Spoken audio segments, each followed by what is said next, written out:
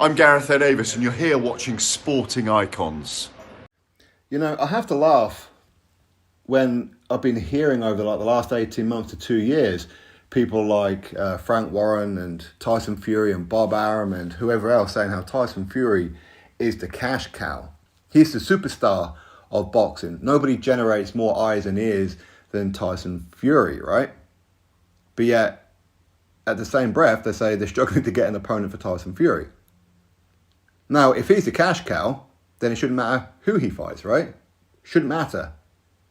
But there are plenty of opponents out there who are willing to fight Tyson Fury, and they are ranked in the top 15 of WBC, but no offers have been put through to them. For a fact, I know for a fact, no offer has gone through to Martin Bakole. No offer has gone through to Filip Hrgović, and a couple of others as well.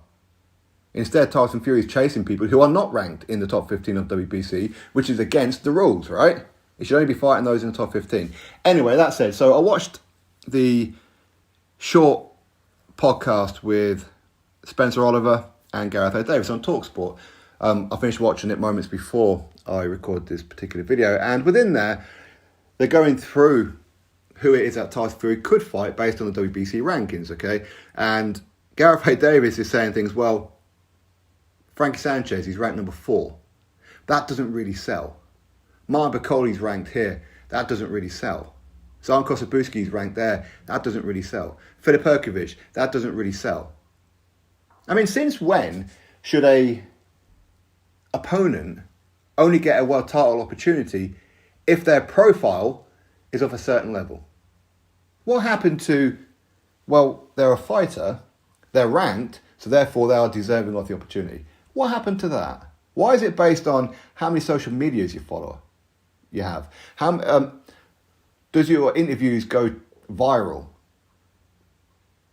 What's that got to do with anything? I mean, isn't Tyson Fury the cash cow, right? As he claims and as Frank Warren claims, so therefore it shouldn't matter who he fights, it's going to sell. So you can't be saying that Tyson Fury is the cash cow and then saying how Frank Sanchez don't sell. Martin Bakole don't sell, Filip Hrgović don't sell, Zan Kosabuski don't sell, Ajit Kabiel don't sell, and all these other kind of opponents don't sell. It doesn't matter if they can't sell, Tyson Fury does, right? Yes? Isn't that what a cash cow does?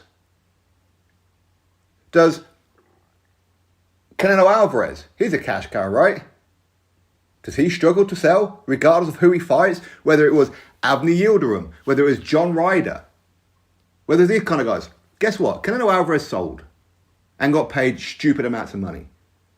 Anthony Joshua, when he was world heavyweight champion, the cash cow, right? He could fight Dominic Brazil, Eric Molina, Carlos Takam, Alexander Povetkin. He can fight all these guys, and guess what? They sold. That's what a cash cow does. Doesn't matter who's in the other corner, because the cash cow's already selling it. So if Tyson Fury is this big cash cow, then why is he not putting out offers to Martin Bakole? Why not? Personally, I think Tyson Fury plays, schools and stops Martin Bakole. But I don't know that for a fact. I need to see the fight to see that. But when you're not even putting through an offer and then saying how, oh, nobody wants to fight me, and what are you talking about? Martin Bakole has already said he will fight you next. And guess what? He's ranked in the top 15 of WBC, which is your restriction. You have to fight someone in the top 15 of WBC.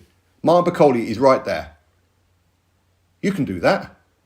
Why are you not doing it? Filip Hrgović, he said he'll fight you next. Frank Sanchez, he said he'll fight you next. But no offers are going through to them. Instead, you're chasing up Jaya Pattaya, a cruiserweight from Australia. What are you talking about? You've got people in your top 15 who are willing to fight you, Mr. Cash Cow, and I'll be hearing no how, but they don't really sell. Well, surely Fury doesn't need someone to sell because he's the cash cow, correct?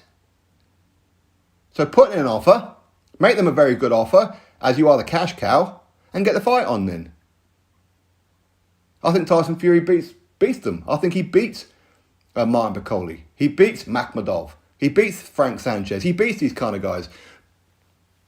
But it doesn't matter what I think. It only matters what is.